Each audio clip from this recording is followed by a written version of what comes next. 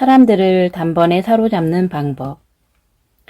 나는 뉴욕의 33번가와 8번가 사이에 위치한 우체국에서 편지를 붙이려고 줄을 서서 기다리고 있었다. 그런데 우체국 직원이 자신의 일을 지겨워하고 있다는 것이 눈에 들어왔다. 그는 편지 무게를 재고 우표를 내주고 잔돈을 거슬러주고 영수증을 발행하는 것 같이 단초로운 일을 몇 년씩 매일같이 반복하며 보내고 있었다. 그래서 나는 속으로 이렇게 생각해 봤다. 저 사람이 나를 좋아하게 만들어야겠다. 그러려면 내가 아니라 저 사람에 대해 뭔가 근사한 얘기를 해야 할 텐데 칭찬할 만한 게 뭐가 있을까? 때로는 이런 질문에 답하기가 어렵고 특히 그 대상이 처음 보는 사람일 경우엔 더욱 그렇다. 하지만 이번에는 다행히 어렵지 않았다. 그에게서 칭찬할 만한 것을 즉시 찾아냈던 것이다. 그가 편지 무게를 재는 동안 나는 진심을 담아 말했다. 저도 당신처럼 멋진 머리카락을 갖고 싶네요. 약간 놀란 것 같았지만 그의 얼굴에는 환한 미소가 번졌다. 뭘요? 지금은 예전만 못해요. 그는 겸손하게 답했다. 내가 그에게 예전에는 윤기가 더 했겠지만 지금도 굉장히 멋지다고 말해주자 그는 대단히 기뻐했다. 우리는 즐겁게 몇 마디의 대화를 나누었는데 마지막에 그는 내게 이렇게 말했다. 제 머리가 멋있다는 분들이 꽤 많긴 해요. 장단컨대 그 직원은 그날 하늘을 나는 것 같은 기분으로 점심을 먹으러 갔을 것이다. 그리고 퇴근하고 집에 돌아가 부인에게 이 얘기를 하고 거울을 보며 내 머리가 멋지긴 하지 하며 흐뭇해 했을 것이다. 언젠가 이 이야기를 강연에서 했더니 한 남자가 이렇게 물었다. 그 사람에게서 뭘 바라신 건가요? 내가 그 사람한테 뭘 바랬냐고? 아니, 내가 그 사람한테 뭘 바란 것이다니. 우리가 경물스러울 정도로 이기적이라면 그래서 아무런 대가 없이 솔직한 칭찬을 건네는 정도의 작은 행복도 나누지 못한다면 우리의 영혼이 시큼한 돌 사과 크기보다 크지 않다면 그 결과가 실패일 수밖에 없음은 지극히 당연한 일이다. 내가 그 직원한테 원하는 것이 하나 있긴 했다.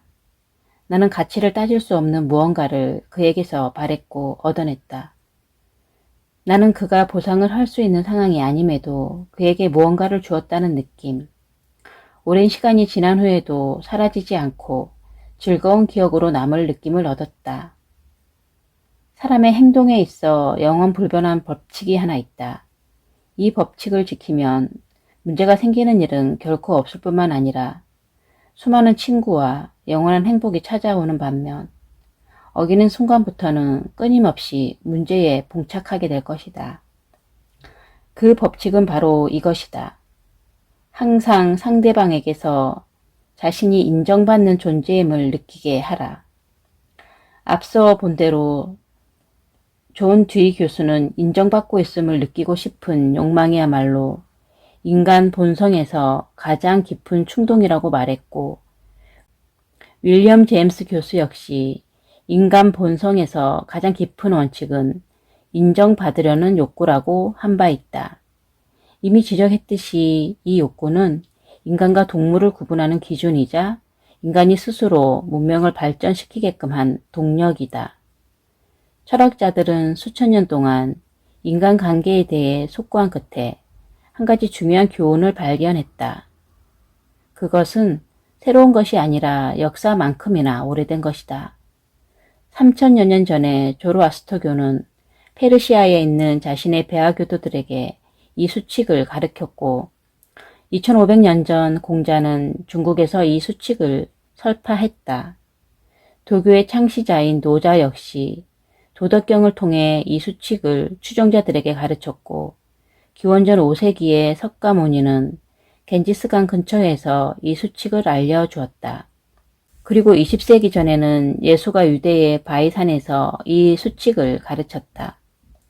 예수는 이 수칙을 하나의 생각으로 요약했는데 그것은 아마 이 세상에서 가장 중요한 규칙일 것이다. 남에게 대접받고 싶은 대로 남을 대접하라. 당신은 주변 사람들에게 인정받기를 원한다. 그들이 당신의 진가를 알아주기를 원하고 작은 세상에서나마 인정받고 싶어 한다. 하찮고 입에 발린 아부가 아니라 진심 어린 칭찬을 듣고자 한다. 당신은 친구나 동료가 찰스 슈어브의 표현처럼 당신을 진심으로 인정해주고 아낌없이 칭찬해주기를 바란다. 우리는 모두 이것을 원한다. 그러니 이 황금률처럼 우리가 남에게 대접하고자 하는 대로 남에게 베풀자. 어떻게, 언제, 어디서? 대답은 이렇다. 항상 어디서나. 예를 들어보겠다. 나는 라디오시티 빌딩의 안내 직원에게 헨리 서베인의 사무실 위치를 물어본 적이 있다. 단정한 유니폼 차림의 직원은 안내 서비스를 하는 자신의 방식에 대해 자부심을 느끼고 있었다. 그는 분명하고 또렷하게 말했다. 헨리 서베인 씨는 18층 1816호입니다. 나는 서둘러 엘리베이터 쪽으로 가다가 멈추고 다시 돌아와 말했다. 제 질문에 대답하는 방식이 굉장히 훌륭하다고 칭찬하고 싶네요. 답변이 매우 깔끔하고 분명했습니다. 이렇게 예술적인 수준으로 대답하는 걸 듣기란 쉽지 않은데 말입니다. 기쁨에 넘쳐 그는 내게 왜 중간에 잠깐씩 멈추고 왜 각 부분을 그렇게 이야기하는지에 대해 설명해 주었다. 내가 던진 몇 마디가 그를 으쓱하게 만든 것이다. 18층을 향해 올라가면서 나는 그날 오후 인류 행복의 총량에 약간이나마 보탬이 된 듯한 느낌이 들었다. 프랑스 대사나 미국의 사교 클럽인 엘커스 클럽의 축제위원회 위원장 정도의 인물이 되어야만 칭찬의 철학을 실천할 수 있는 건 아니다. 우리는 거의 매일 칭찬으로 마법을 부릴 수 있기 때문이다. 가령 감자튀김을 주문했는데 으깬 감자 요리가 나왔다면 종업원에게 이렇게 말해보자. 번거롭게 해서 죄송하지만 저는 감자튀김을 주문한 것 같은데요. 그러면 종업원도 죄송합니다. 바꿔드리겠습니다. 하고 기꺼이 음식을 바꿔줄 것이다. 당신이 종업원을 존중해 주었기 때문이다. 상대방을 배려하는 몇 마디의 말, 예를 들어 번거롭게 해드려 죄송합니다만, 실례지만 이것 좀 이렇게 해 주실 수 없을까요? 신뢰가 되지 않는다면 고맙습니다. 와 같은 것들은 몸이 건조하게 돌아가는 삶의 톱니바퀴에 기름과 같은 역할을 할 뿐만 아니라 제대로 교육받은 사람임을 나타내는 표시의 역할도 한다.